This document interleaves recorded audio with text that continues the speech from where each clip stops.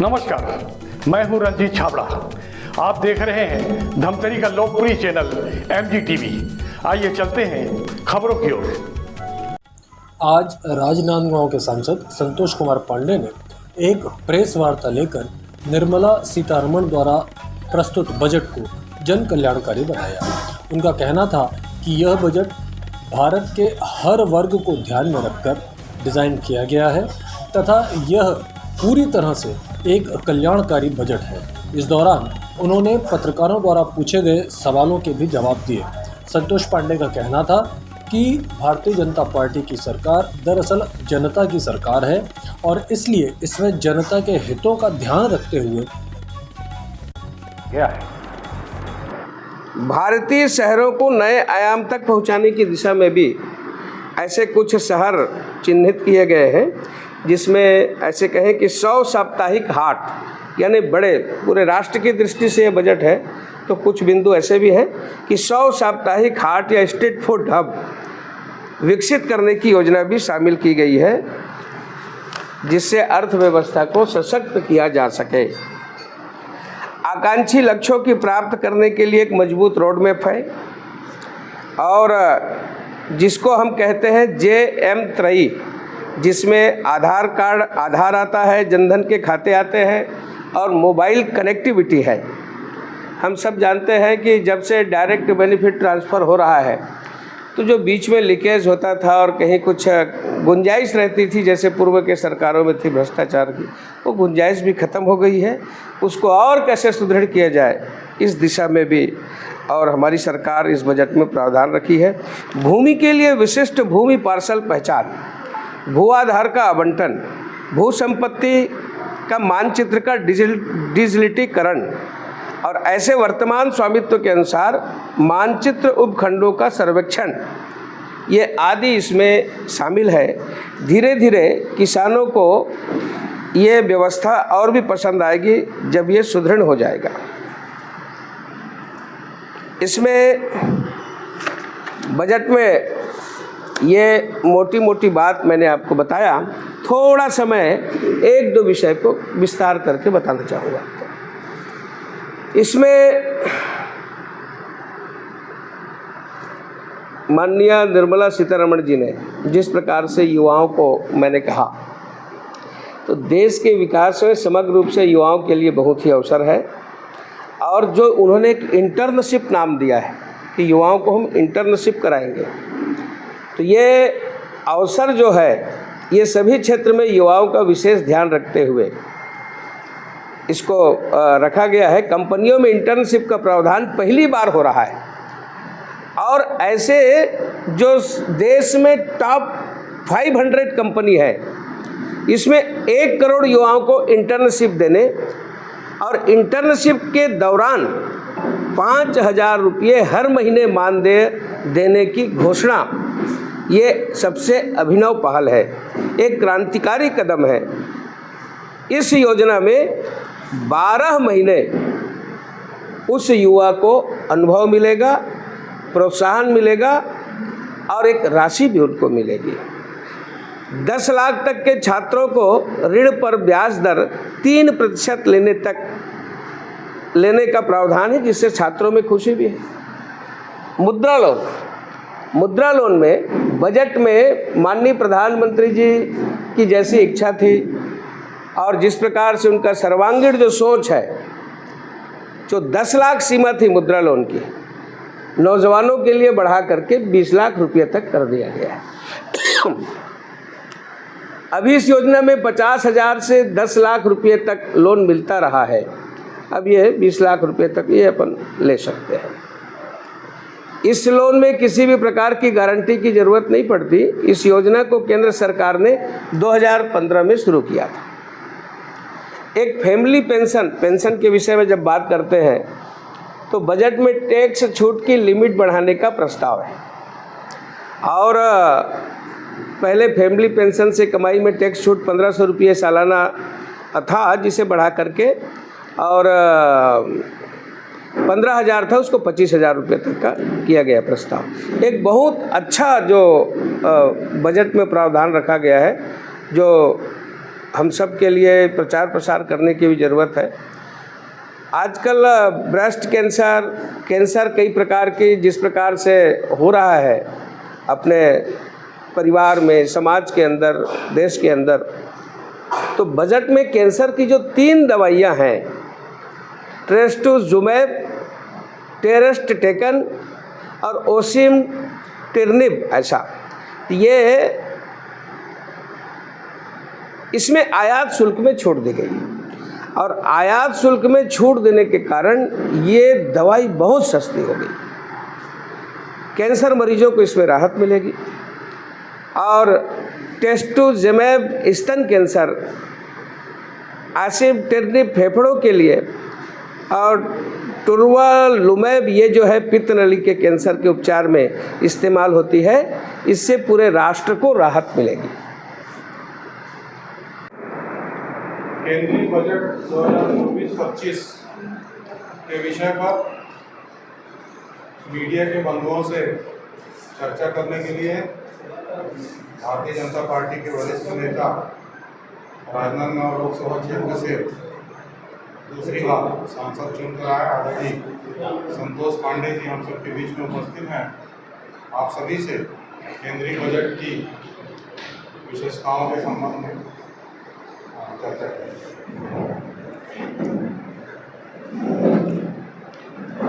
आदरणीय श्री प्रकाश बैस जी, जिला के अध्यक्ष महोदय, श्रीमती रंजना साहू जी, पूर्व विधायक, सम्मान्य निरंजन सिन्हा जी, हमारे साथी और प्रभारी रहे बस्तर के प्रदेश कार्य समिति सदस्य, सम्मान्य निर्मल बरड़िया जी, पूर्व विधायक, श्री अविनाश दुबे जी, जिला के महामंत्री, आदरणीय कविंद्र जैन जी, जिला के सम्माननीय उपाध्यक्ष, और इलेक्ट्रॉनिक और प्रिंट मीडिया के ऐसे सभी यहाँ के धमतरी के वरिष्ठ और ये कहें कि कनिष्ठ सभी प्रिंट मीडिया, इलेक्ट्रॉनिक मीडिया, सभी मीडिया के बंधुओं, वैसे आप सबसे कुछ लोगों से तो मैं व्यक्तिगत परिचित हूँ, तो आज आप सबसे पुनः एक बार रूबरू होने का अवसर मिला बजट के बहाने।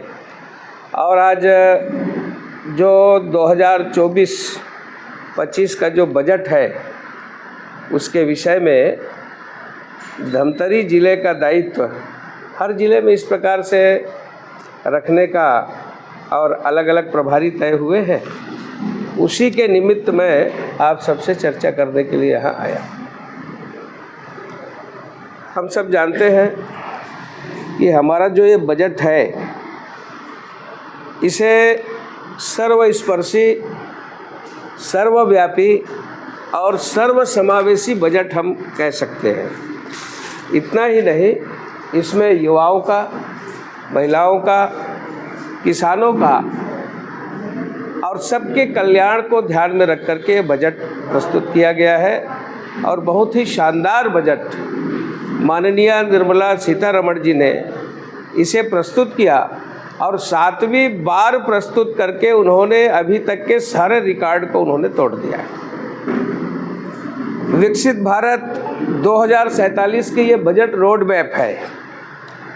और ये जो मैं कहूँगा कि केंद्रीय बजट माननीय मोदी सरकार के प्रति देश के लोगों द्वारा जताए गए ये विश्वास को दर्शाता है। माननीय मोदी जी को जनता ने लगातार तीसरी बार चुना और जैसा मैंडेट मैं ये कह सकता हूँ कि नेहरू जी के बाद यदि कोई आए तो माननीय नरेंद्र मोदी जी हुए स्वतंत्र भारत में। और इसमें अन्नदाता, महिलाओं का, गरीबों का, सबका ध्यान इस बजट में रखा गया है। इसमें विकास के 9 सूत्री विषय को शामिल किया गया है, जो कृषि में उत्पादकता और अगली पीढ़ी के लिए इस बजट में ध्यान रखा गया है। अमृत पीढ़ी के लिए सार्थक और रोजगार सुनिश्चित करने वाला यह बजट है। इसमें 5 वर्ष की अवधि में 4.1 करोड़ युवाओं के लिए रोजगार और कौशल को बढ़ावा देने के लिए 5 योजनाओं और पहलों का ये पैकेज है, जिसका केंद्रीय आवंटन 2 लाख करोड़ का है। इसी प्रकार से इसमें युवाओं के कौशल के लिए, उनके कौशल विकास को ध्यान में रखते हुए ऐसे 5 वर्षों की अवधि में 20 लाख युवाओं को कौशल प्रदान किया जाएगा, जिसमें 1000 औद्योगिक प्रशिक्षण संस्थानों को और उन्नत किया जाएगा, उन्नयन किया जाएगा। इसमें युवाओं को घरेलू संस्थानों में शिक्षा प्राप्त करने के लिए 10 लाख तक के ऋण का वित्तीय समर्थन भी इसमें प्रदान किया जाएगा।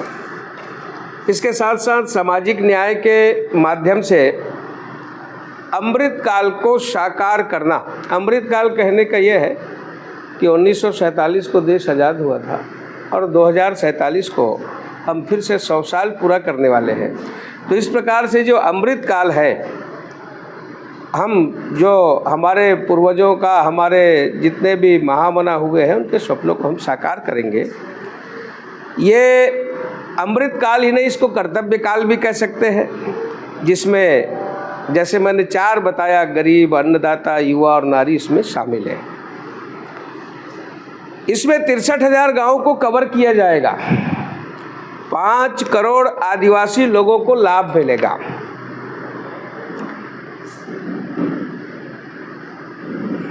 इसमें गरीबों के अपने घर के सपने को साकार करने के लिए पीएम आवास योजना के तहत अतिरिक्त 3 करोड़ घर बनाए जाएंगे।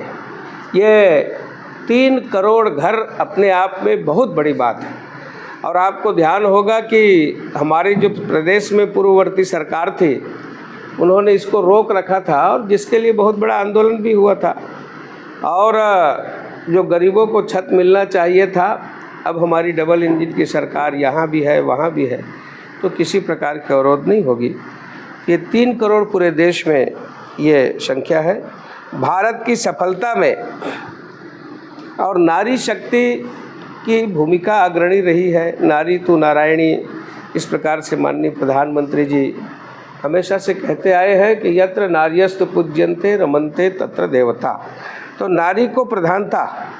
बजट में महिला सशक्तिकरण की योजना के लिए 3 लाख करोड़ का प्रावधान किया गया है, आवंटन किया गया है। इसके बाद इनकी विशेष आवश्यकताओं को और भी ध्यान रखा गया है। इसमें अपन ये कह सकते हैं कि कामकाजी महिलाओं के लिए, जो शिशु के देखभाल के लिए, और जो एक आवास होता है, छात्रावास होता है, ऐसे स्वयं सहायता समूह के लिए बाज़ार उपलब्ध कराने का काम, तो महिलाओं से संबंधित ये सारी चीज़ें। इसमें यह भी कहे कि बेटी बचाओ बेटी पढ़ाओ, और जितने भी शिशु से लेकर के कन्या, महिला, ये सबका इसमें ध्यान रखा गया है। अन्नदाताओं का कल्याण, इसमें मोदी सरकार ने पिछले दशक में ही, आप सबको ध्यान होगा, और ये कहें कि हमने वादा किया था कि प्रमुख फसलों के लिए एमएसपी बढ़ा करके इनपुट लागत पर 1.5 गुना रिटर्न दिया जाए। तो बजट में कृषि अनुसंधान के लिए वित्त पोषण का प्रावधान किया गया है। और इसमें जो सहनशील फसलें हैं, प्राकृतिक रूप से जो हमारे यहाँ अन्न होता है, और उसकी पहचान करने के लिए निजी क्षेत्र तक भी इसकी चिंता की जाएगी। बजट में प्राकृतिक खेती में लगभग 1 करोड़ किसानों के लिए वैज्ञानिक संस्थानों के प्रमाणन कार्यक्रमों के माध्यम से, और इसमें तिलहन, दलहन, भंडारण, विपणन, ये सब को मजबूती प्रदान करने के लिए, आत्मनिर्भर बनाने के लिए ये किसानों के लिए है। और साथ ही साथ इसमें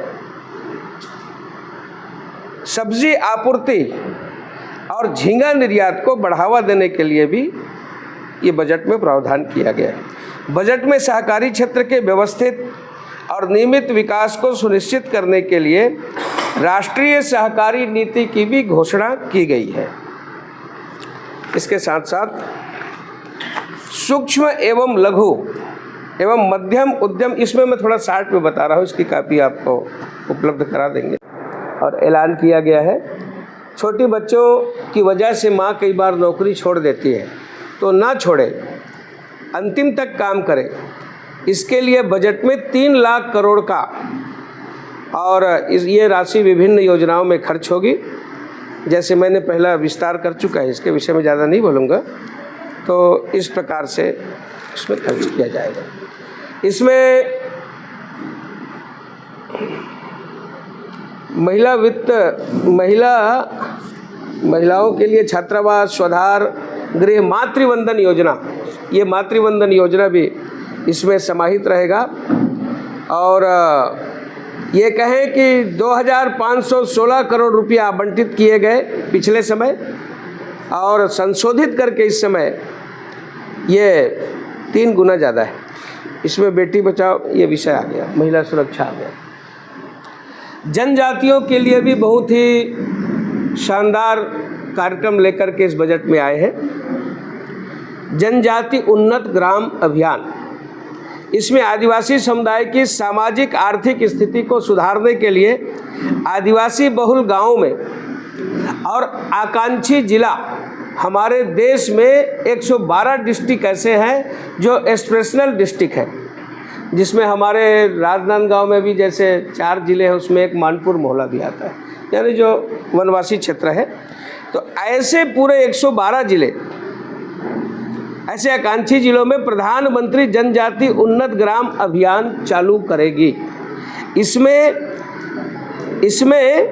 63,000 गांव शामिल हैं। 5 करोड़ आदिवासी लोगों को लाभ मिलेगा, छोटे छोटे माजरा टोला में रहते हैं, उसके सर्वांगीण विकास की इसमें चिंता की गई। और एक विषय अच्छा है, रेलवे के लिए जो है, ये कहें कि 2009 से 14 तक न्यू ट्रैक ये केवल 6 था, इसमें लगातार वृद्धि हुई है। और ये कहें कि 10 गुना की वृद्धि हुई। इलेक्ट्रिफिकेशन 0 था, इसमें 31 हमने लक्ष्य से ज़्यादा प्राप्त किया है। और एनुअल एवरेज बजट ये जो है 2009 से 14 तक ये 311 करोड़ था, ये 6,922 करोड़ केवल छत्तीसगढ़ के लिए, ये अलग से उसको निकाला गया है।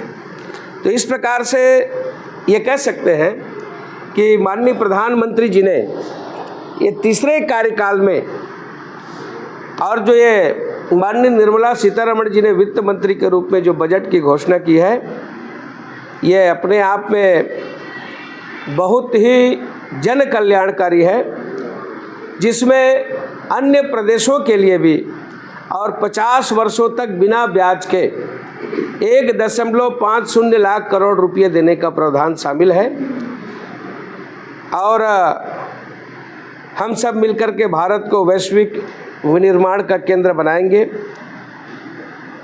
सब प्रकार से सभी के सहयोग से, और ये जो बजट है इससे राष्ट्र का विकास होगा। और जो कल्पना है एक अमृत मिशन, अमृत भारत 2047 तक, वो साकार होगा। यही संक्षेप में विषय मैंने रखा। देखते रहिए MG TV, क्योंकि खबरों का सिलसिला यहाँ थमता नहीं।